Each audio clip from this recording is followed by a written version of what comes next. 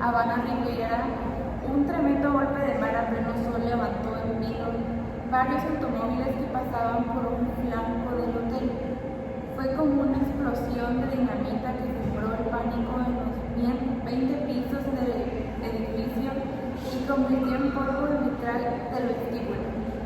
Los numerosos turistas que se encontraban en la sala de espera fueron lanzados por los aires junto con los muebles, y algunos quedaron heridos por la granizada de vidrio.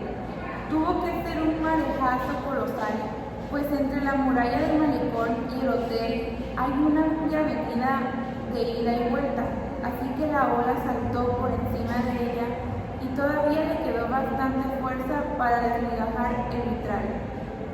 Los alegres voluntarios cubanos, con la ayuda de los bomberos, recogieron los destrozos en menos de 6 horas, clausuraron la puerta del mar y habilitaron otra, y todo volvió a estar en orden.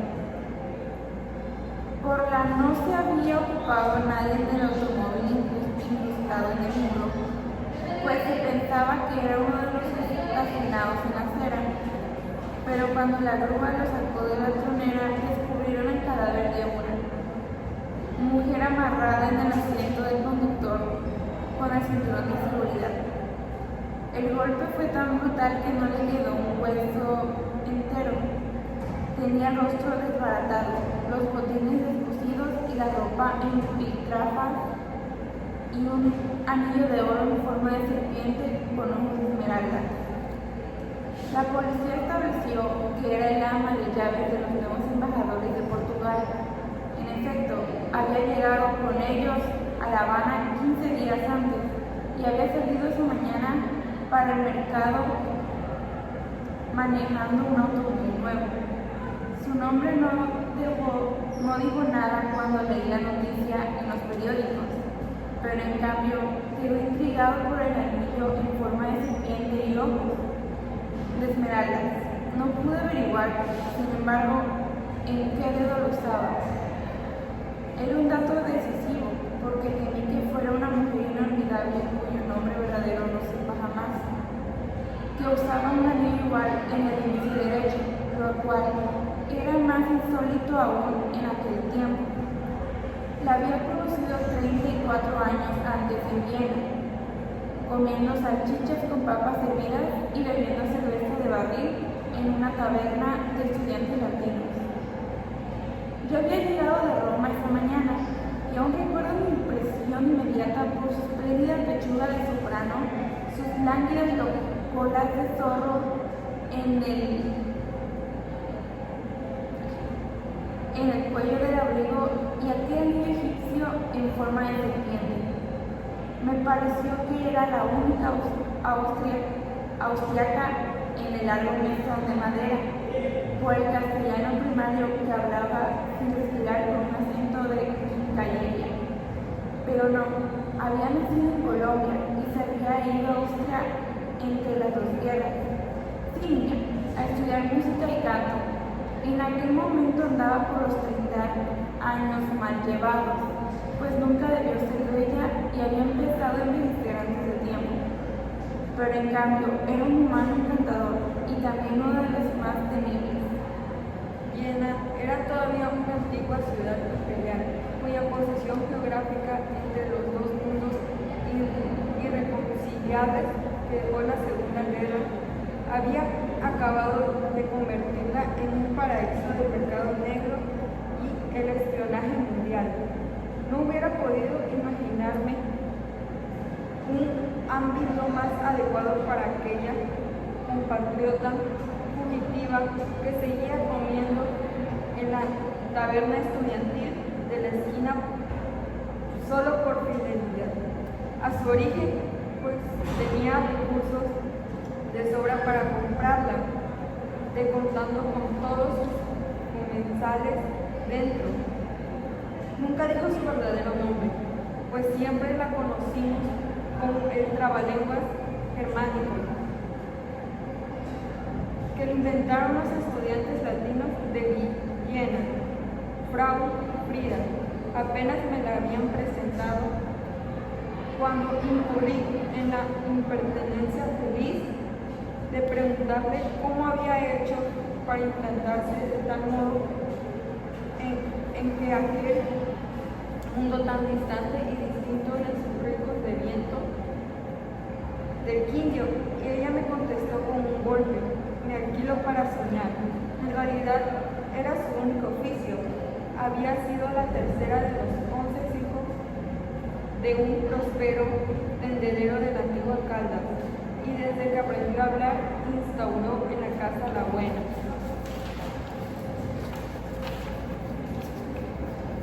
Costumbre de contar los sueños en ayuna, que es la hora en que se conservan más puras sus virtudes premonitorias. A los 7 años soñó que uno de sus hermanos era arrastrado por un torrente. La madre, por pura superstición religiosa, le prohibió al niño lo que más gustaba, que era bañarse en la quebrada. Pero Frau Frida tenía ya un sistema propio de vaticinos. Lo que ese sueño significa, dijo, no es que se vaya a ahogar, sino que no debe comer dulces. La sola interpretación pareció una infamia cuando era para un niño de 5 años que no podía vivir sin sus golosinas dominicales. La madre, ya convencida de las virtudes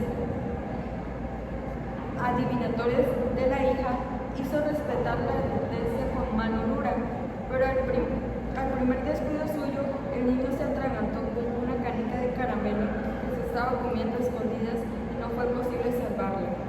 Frau Frida no había pensado que aquella facultad podía ser un oficio, hasta que la vida la agarró por el cuello en los crueles inviernos de Viena. Entonces tocó para pedir empleo en la primera casa que le gustó para vivir. Y cuando le preguntaron qué sabía hacer, ella solo dijo la verdad: sueño.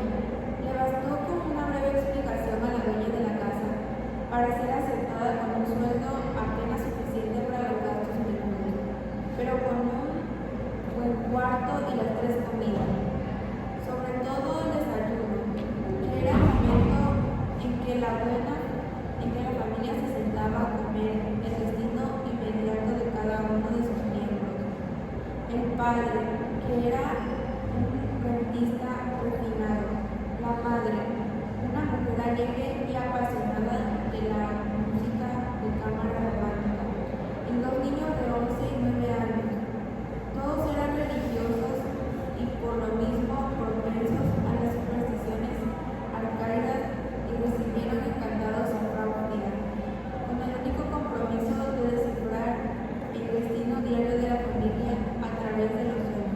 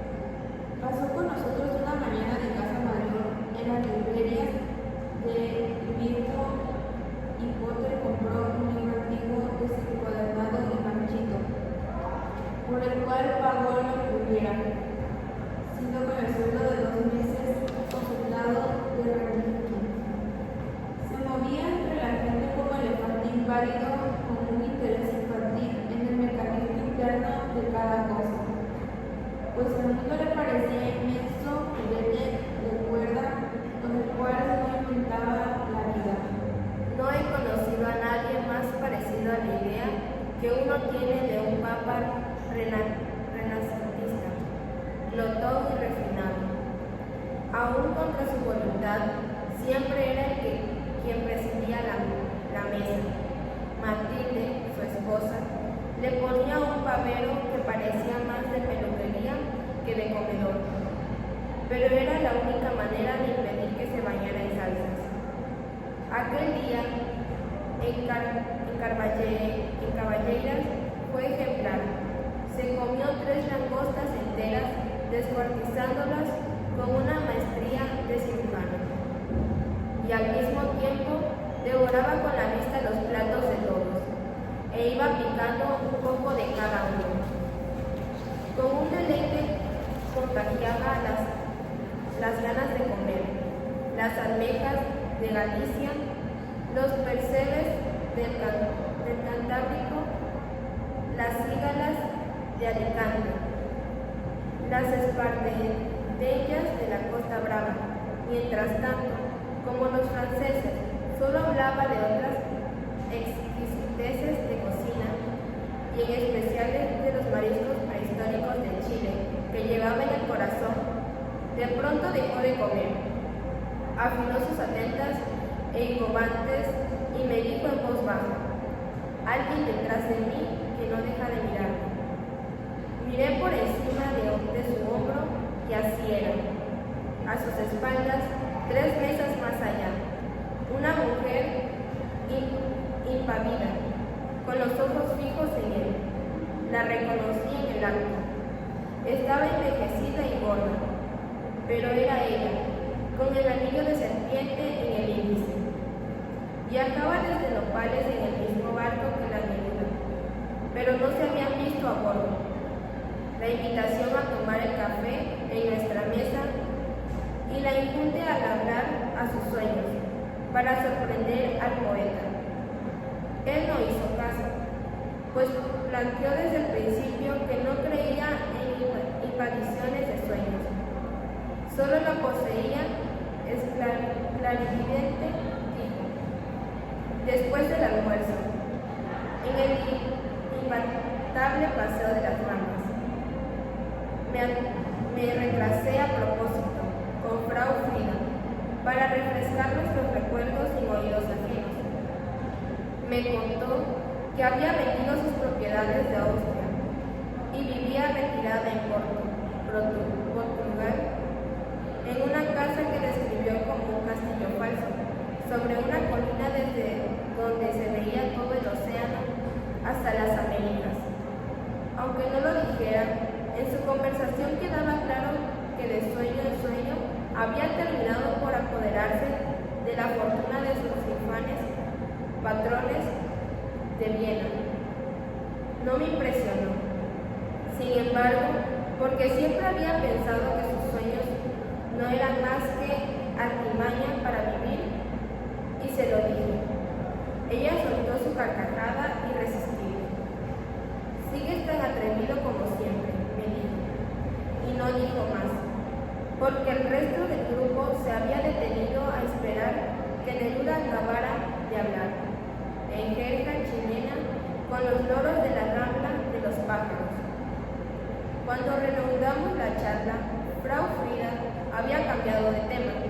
A propósito, me dijo: ya puedes volver a Viena. Solo entonces caí en la cuenta de que había transcurrido 13 años desde que nos conocimos.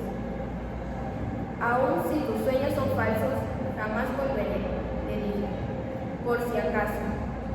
A las 3 nos separamos de ella para acompañar a Neruda a su siesta sagrada. La hizo en nuestra casa. Después de los preparativos solemnes de algún modo recordaban la ceremonia del té en Japón. Habían de abrir unas ventanas y cerrar otras para que no hubiera el grado de calor exacto, y a una cierta clase de luz en cierta dirección y en silencio absoluto. Neruda Se durmió al instante y despertó 10 minutos después, como los de los niños cuando menos pensábamos. Apareció en la sala restaurado y con el monograma de la almohada impreso en la mejilla.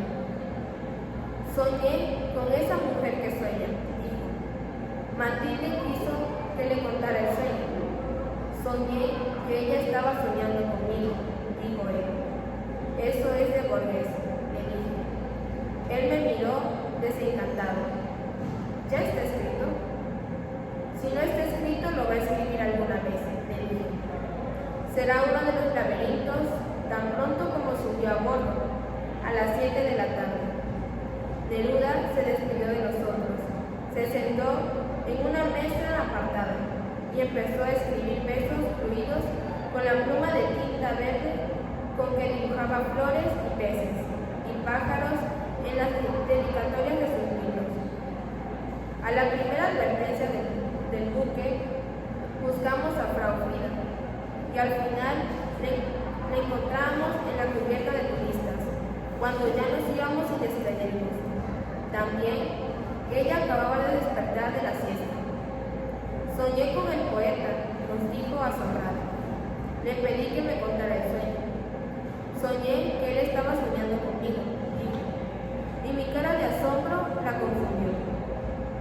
¿Qué quieres? A veces, entre tantos sueños, se nos cuela uno que no tiene nada que ver con la vida real. No volví a verla ni a preguntarme, pero ella, hasta que supe el anillo en forma de culebra, no volví a verla ni a preguntarme.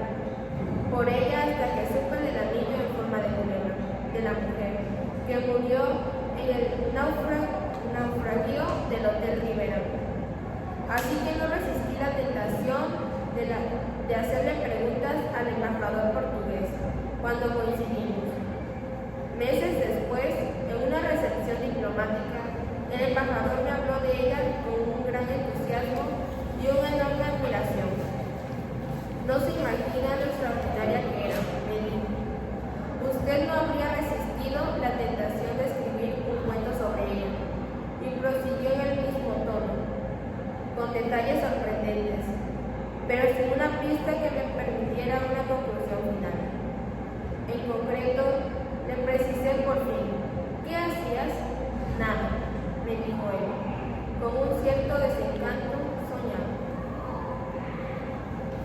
Pues más que nada el cuento nos habla, o lo que a mí me gustó, es de que podemos soñar más allá de nuestra realidad. También el cómo pensamos a través de los sueños. También nos habla sobre una señora que decía que ella